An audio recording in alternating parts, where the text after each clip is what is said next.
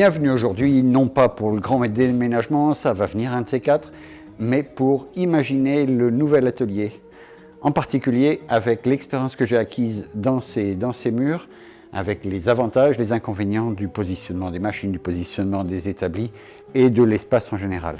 Et on va voir si on peut transférer et transposer ça dans le nouvel atelier, qui est un espace un petit peu plus grand, pas beaucoup plus, mais un petit peu plus grand. Alors dans le nouvel atelier, le parc de machines ne va pas changer. Je garde évidemment ma vieille raboteuse Laurent, il y aura la scie à format. L'axe de travail des deux machines ne vont pas être alignés rigoureusement, elles ne vont pas être alignées l'une derrière l'autre.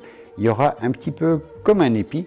Ça me permettra de passer des grandes longueurs sans buter dans la machine suivante ou précédente. Dans le nouvel atelier, j'ai enterré dans la dalle un tuyau d'aspiration qui permet non pas d'élever les copeaux en altitude avant de les faire redescendre dans un silo, mais ils vont passer en souterrain et ils vont être relevés à la dernière minute. La troisième grosse machine de l'atelier, c'est la CNC, et celle-ci va doubler de taille, voire un petit peu plus. Je vais peut-être rajouter 1,50 m ou peut-être 2 mètres sur le 1,50 m existant, donc je vais me retrouver avec au moins 3 mètres sur 1,50 m de surface de travail. La machine elle-même, elle fait en gros plus ou moins 2 mètres de large, il faut pouvoir circuler un petit peu autour, et donc je vais l'enfermer dans une petite pièce qui sera dans le coin de l'atelier. Maintenant, je suis assez confiant avec la machine, je suis assez confiant dans les parcours d'outils que je lui donne à faire, et je peux la laisser en autonome. Si je l'enferme, c'est parce que ça fait vraiment un raffut d'enfer, et elle aura d'ailleurs son propre réseau d'aspiration indépendant des machines classiques. Alors, ce qu'on va faire, c'est qu'on va aller là-bas sur place, on va essayer de matérialiser au sol l'emprise des machines et de voir voilà, les dégagements autour des machines. Il faudra aussi que je prévoie des établis le long des murs, des éléments pour ranger des outils et des consommables. Donc voilà, il faut organiser tout ça. La scie à format, c'est clairement elle qui va prendre le plus de place. La disposition contre le mur, on va dire à droite, c'est la meilleure place possible parce que le chariot, non seulement il est démontable, mais on peut le caler au fond dans le coin à droite. Donc voilà,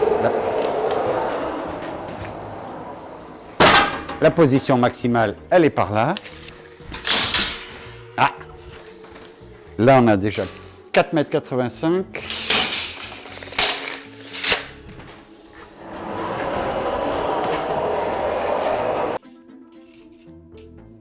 Donc là, on a 2,15 m, pas loin.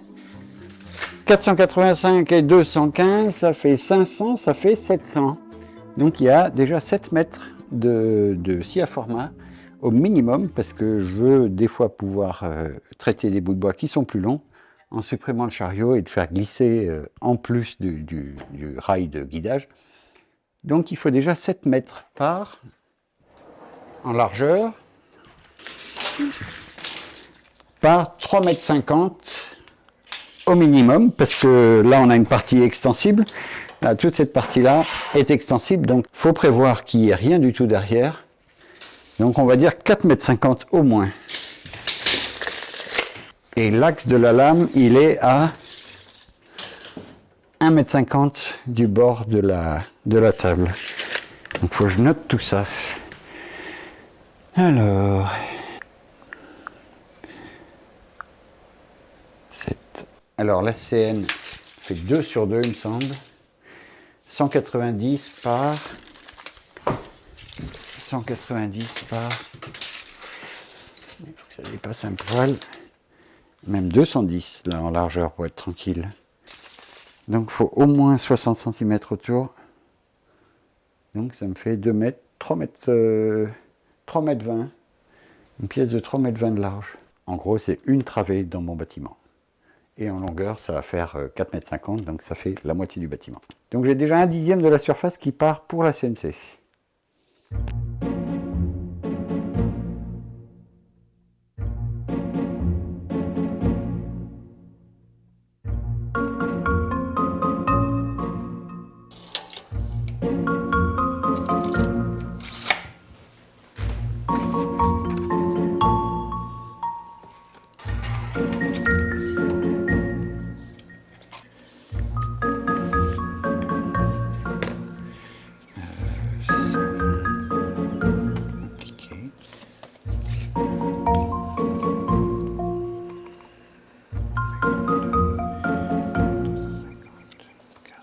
Caro est en train de s'occuper des machines qui sont ici.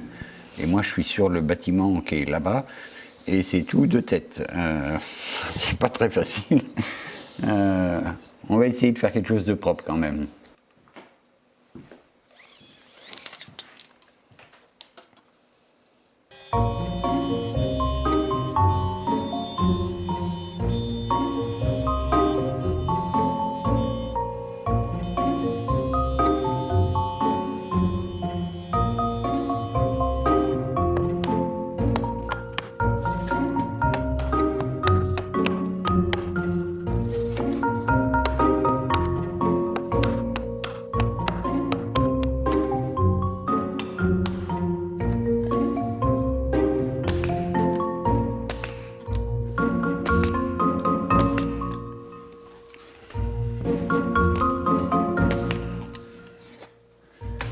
Et on fait tout ça pour vous, hein?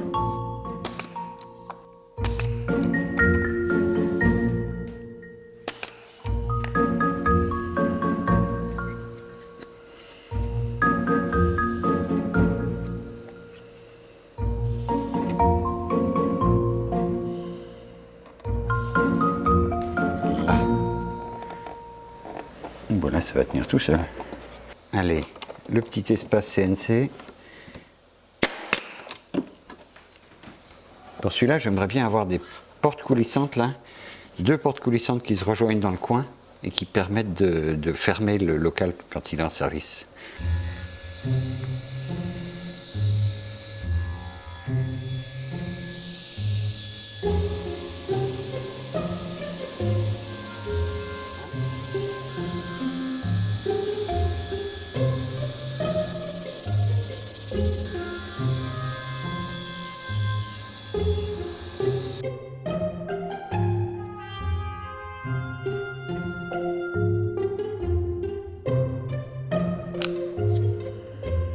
Voilà. Une Rabodego Laurent 1974. Impeccable.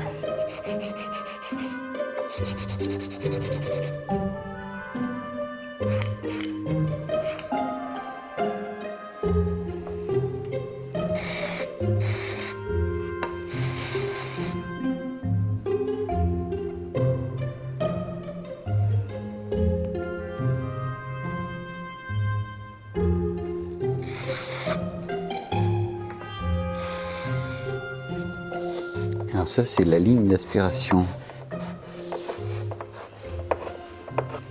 Et la première bouche, elle est en gros à 5 mètres, ici. Et l'autre, elle est 5,80 m plus loin, là. Donc voilà, la raboteuse, elle va venir là.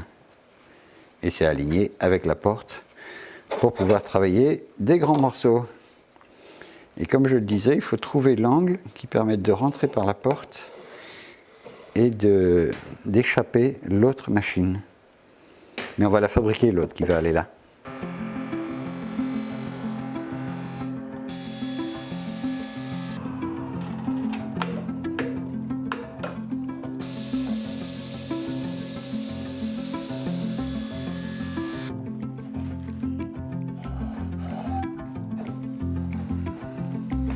Et voilà une magnifique petite CNC.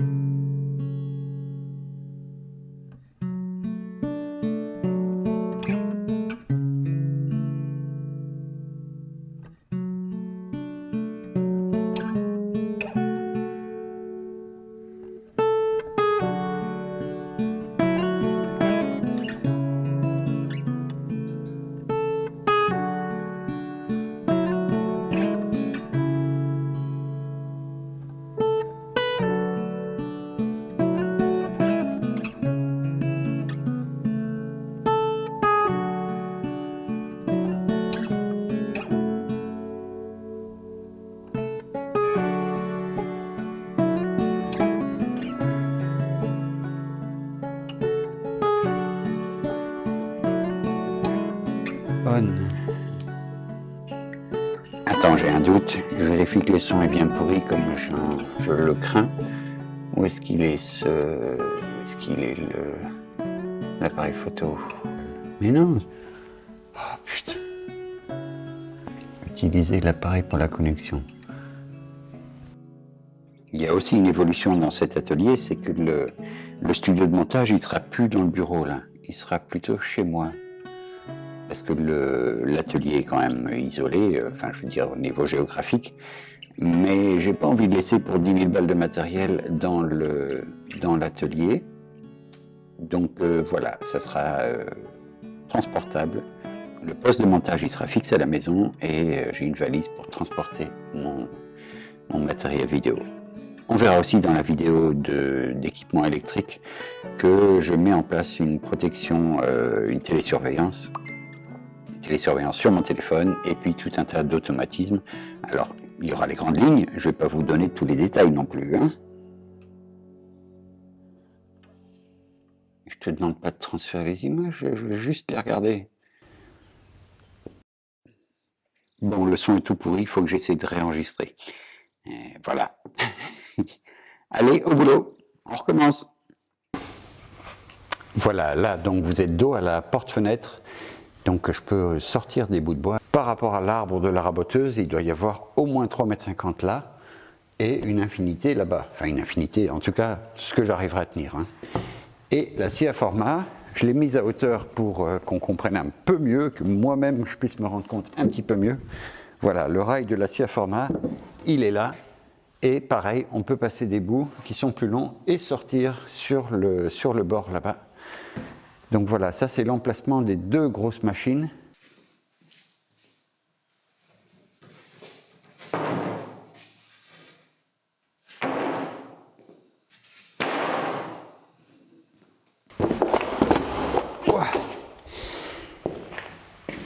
Donc voilà, la scie à onglet, elle va être là. En vis-à-vis avec la scie à format, j'étais un peu gêné dans l'atelier précédent avec l'établi qui était un peu en travers du chemin entre les deux. C'est bien pratique de pouvoir passer de l'un à l'autre. Voilà, non, ça ne tient pas.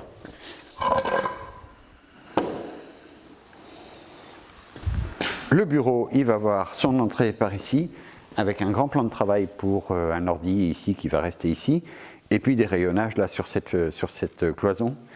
J'ai 3 grands panneaux de verre dépolis qui sont encore en attente d'une utilisation et je vais sans doute en mettre un ici à l'horizontale pour que la lumière de l'extérieur se prolonge un peu à l'intérieur. Puis il y en aura peut-être un vertical ici s'ils font la bonne taille parce qu'ils sont quand même très très grands. Il y aura un plafonnement au bureau qui va être soit à ce niveau-là, soit au-dessus, je ne sais pas encore, et qui va permettre de créer une boîte et par-dessus laquelle je vais pouvoir ranger du bazar aussi. Les trucs qui ne servent jamais, ça va finir là-haut. Et la position de la scie à onglet, elle est là, avec du dégagement à droite et à gauche. Donc là, on a au moins 4 mètres, tranquille. Il suffit de mettre un petit bout de dessert, là, si jamais c'est des très grands bouts. Je vous tourne pour vous montrer l'espace pour l'assemblage. Je vais essayer de délimiter une zone et la marquer, peut-être par une différence de couleur ou quelque chose comme ça, mais vraiment la réserver au montage de mes meubles quand je le fais par terre. L'établi que j'ai dans l'autre atelier, il va atterrir ici, il est là, voilà. Il va atterrir quelque part. Celui-là, il est lourd, mais un peu mobile quand même. Je vais aussi essayer de refabriquer une table de montage un peu mieux que le grand établi rouge que j'ai là-bas. L'établi rouge, il est très très bien, mais il est très très lourd. Et quand je le charge de plateau pour passer de la dégo à la scie ou tourner dans l'atelier, enfin distribuer les pièces de bois, eh ben ça fait vraiment un convoi super lourd. Parce que le meuble lui-même doit peser 150 kg. Et quand je rajoute 300 kg de bois dessus, ça fait quand même une sacrée masse à bouger. Alors, je vous emmène dans les catacombes, c'est-à-dire dans le reste du bâtiment que je vais pouvoir squatter au moins un petit peu. C'est-à-dire qu'à cet emplacement-là, dans le coin, je vais mettre mon silo à copeaux. Je vais utiliser mon aspirateur, celui que j'ai installé. Il va être enterré là-bas au fond. La sortie du tuyau qui est enterrée, elle est là. Et ensuite, je vais en fait faire une colonne d'expulsion des copeaux qui va tomber dans un silo ici. Et le silo, je vais pouvoir me servir de ce côté-ci pour alimenter le poêle et de l'autre côté, si jamais il était trop plein, ce qui arrive un peu l'été des fois. Quand je fais du rabotage l'été et que je ne me mets pas à brûler ce que je rabote, et ben voilà, je peux me retrouver avec un trop plein de copeaux. Donc c'est là que ça va être. Il va falloir faire un plancher un peu plus haut, de façon à ce que je puisse aller déboucher le tuyau au besoin. J'ai jamais eu à déboucher un tuyau d'aspiration, mais je voudrais pas que ça commence et que ça soit enterré sous le silo. Donc voilà, il faut un accès au moteur et à son espèce de turbine ou l'hélice d'aspiration. Celui que j'ai là, c'est un vieux machin, mais la partie turbine qui tourne est très très solide. C'est de la grosse ferraille de 5 mm de diamètre, 5 mm d'épaisseur, pardon, et elle est vraiment vraiment costaud. De temps en temps, il y a des bouts de bois qui passent à travers avec la sciure et ça n'a jamais rien cassé. Un aspect qu'il ne faut pas non plus négliger, c'est l'entreposage du bois ou le stockage du bois.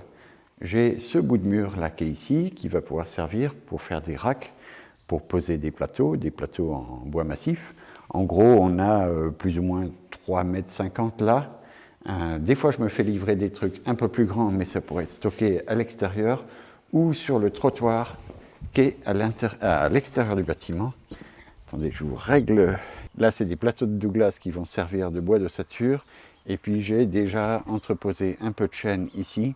Mais voilà, je peux mettre des grandes longueurs en extérieur. Quand c'est du bois massif, il suffit de le protéger un peu avec des tôles et il ne craint pas grand-chose. Pour les panneaux, j'ai un espace là, ici, sur le bord. J'en aurai le long de la cloison de la CNC ici. Et puis, voilà, je vais trouver des endroits. Il y aura aussi la CNC, ça va être une espèce de boîte, un peu comme le bureau. Par-dessus, je pourrai ranger quelques grandes longueurs non pas de panneaux, mais de bois massif. Ici, sous la fenêtre, il y aura un établi tout le long. En gros, depuis la porte jusque là-bas derrière la cloison de la CNC. Et puis, je ne sais pas encore. Ça, il faut que je le voie venir. Il faut que je monte les cloisons pour me rendre compte de l'espace disponible et aussi de l'espace dont j'aurai besoin. Alors, le fameux plancher, il va venir sur des lambourdes. Là, c'est des lambourdes un peu larges, elles font 14 cm, c'est des restes d'ossature. Je l'ai fait un peu plus large pour pouvoir poser le bord du plancher, construire ma cloison et poser la suite du plancher sur l'autre côté. Ces lambourdes, on va les fixer avec des chevilles à frapper, donc directement en perçant dans la dalle et puis en mettant la cheville. Et donc, il y a un certain nombre de cales qu'il faut que j'installe pour que tout tombe d'aplomb. Et je raboterai les désaffleurs avant de poser les grands panneaux de plancher. Alors la pose de tout le lambourdage, les 135 m² de l'atelier, j'attends encore de savoir si je vais être livré prochainement ou pas. Je suis encore partagé entre amener les deux grosses machines qui m'aideraient à faire le chantier et puis ne pas les amener pour être tranquille et faire toute la surface d'un coup. Voilà, dites-moi ce que vous en pensez en dessous, s'il faut amener les machines tout de suite ou s'il faut attendre surtout d'avoir le plancher fini. De toute façon, les machines elles seront posées aussi sur le plancher. Il y aura quelques renforts au niveau du lambourdage sous les machines parce qu'elles pèsent en gros 1 tonne chacune. Donc je ne voudrais pas que ça fléchisse à cet endroit-là, mais ça ne fléchira pas en tout cas. J'hésite à me lancer dans ce chantier de cloisonnement de la CNC, du bureau, du WC ici, avant de poser le plancher. Voilà, je ne sais pas si vous avez des avis ou des retours là-dessus à me suggérer, mais voilà, n'hésitez pas. Et dès demain matin, il y a Stéphane, mon copain électricien, qui va venir m'aider à démarrer le chantier électrique avec le tableau principal qui va être ici, qui va être distribué en aérien avec des chemins de câbles tout autour, et ensuite redescendu, mettons là, juste à côté de la porte, avec un interrupteur pour allumer. Il y aura plusieurs circuits électriques pour l'éclairage, un pour des néons classiques, ce sera des tubes fluo haute fréquence, je vais récupérer ceux que j'ai qui marchent hyper bien, c'est de la lumière du jour, et puis il y a un deuxième circuit avec tout l'éclairage vidéo, parce que quand je vais me retrouver comme ça, devant les fenêtres, enfin à contre-jour, et ben voilà, vous ne me voyez pas moi, mais vous ne voyez pas non plus ce que je suis en train de faire. Donc il faudra mettre des contres en permanence et qui puissent se tourner en fonction du soleil. Si je me retourne dans l'autre sens, et ben là, ça produit un peu le même effet. Donc il faut que l'éclairage en gros il soit plus ou moins au milieu de la pièce, mais qu'il puisse être orienté sur la droite ou sur la gauche, à l'est ou à l'ouest. Ou au sud, parce qu'on a encore le même souci. C'est bien d'avoir plein de lumière dans l'atelier, mais un capteur numérique de caméra est beaucoup moins performant que l'œil humain et n'arrive pas à s'acclimater aussi bien que nous à des contre-jours. Pour l'alimentation électrique, j'avais pensé passer par l'intérieur du bâtiment et finalement je vais faire une tranchée. J'ai une mini pelle qui arrive ce week-end, donc je vais faire une tranchée tout le long à l'extérieur du bâtiment parce que l'arrivée principale électrique et eau est là-bas dans la petite réduit qui est tout au bout. Donc il y a 30 mètres ou 40 mètres de tranchée à faire et j'ai des grands fourreaux à passer que je vais en tirer suffisamment profond. Là en dessous du bâtiment, c'est du remblai, il n'y a pas de rocher, donc ça sera assez facile de creuser une tranchée un peu profonde et de remblayer derrière. Voilà, le bardage, ça va venir un de ces quatre, mais il est plus urgent pour moi de préparer une dalle extérieure là, à ce niveau-là, de façon à pouvoir recevoir les chargements de mon fournisseur en bois, par exemple, qui me livre avec une grue. Donc ça sera posé là, juste devant la porte, et j'aurai plus qu'à le rentrer. Je vais m'arranger pour que ça puisse passer au-dessus du seuil avec un petit chariot, de façon à ce qu'il puisse me livrer directement sur le chariot et rentrer le chariot. C'est pareil, il faut que je fabrique un chariot encore. Et un travailleur. Donc si vous faites des aménagements chez vous, dans votre atelier, dans un projet de maison, eh ben, faites une maquette. Faites une maquette, ça parle vraiment beaucoup plus que du dessin ou de la 3D.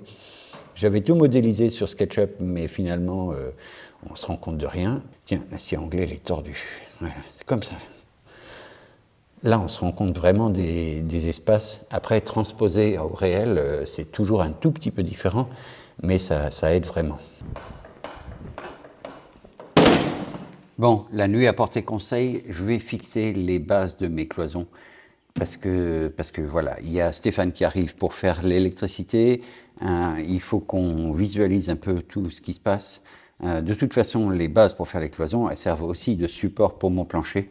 Donc je vais me lancer là-dedans et puis on verra après. Là, voilà, je suis parallèle au mur, 2,40 m. Ça va être la profondeur du bureau, enfin ça va être la largeur du bureau. Et la profondeur, ben, je verrai juste après.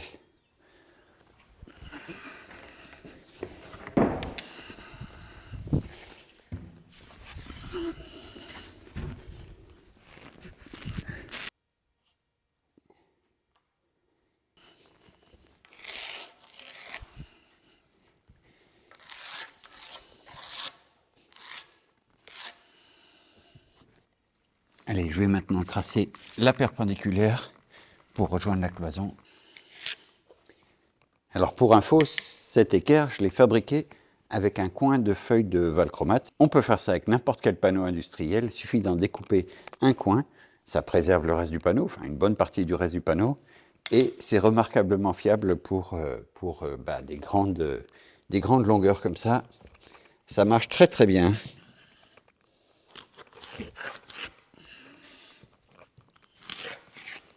Et donc ma cloison, elle va être extérieure. Il est droit celui-là? Non, il n'est pas droit. Si, allez.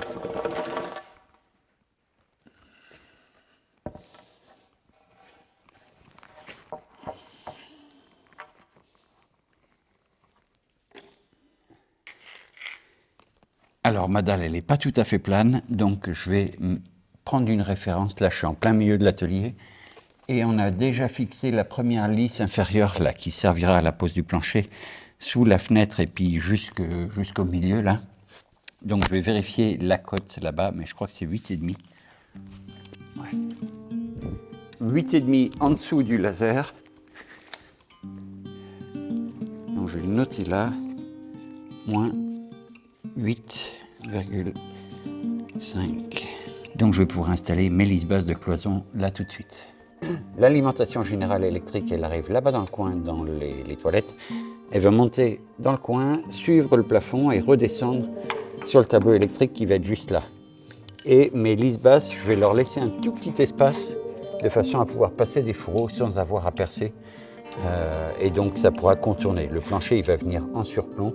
Et puis éventuellement, je mettrai des éléments pour tenir le bout. Mais je veux de la place pour que ça circule autour de mes cloisons. Et là, j'ai plus qu'à vérifier si j'ai bien mes 8,5, si je me dégage un peu. Là, il en manque. Elle est trop épaisse, mais ça commence bien. Ça y est, ça commence à être le bazar. Est-ce que je mets 8,5 là? Mais non, c'est trop épais ça. Merde. C'est là que je me dis qu'il me faut ma raboteuse en fait. On va pouvoir se retrouver dans une nouvelle vidéo pour l'électricité. Il y aura aussi les planchers à venir, les habillages de tous les murs, et puis toute la suite de l'installation de l'atelier. Et j'attends avec impatience l'arrivée des machines. Ça va être chouette ça. Allez, à ciao, bonsoir.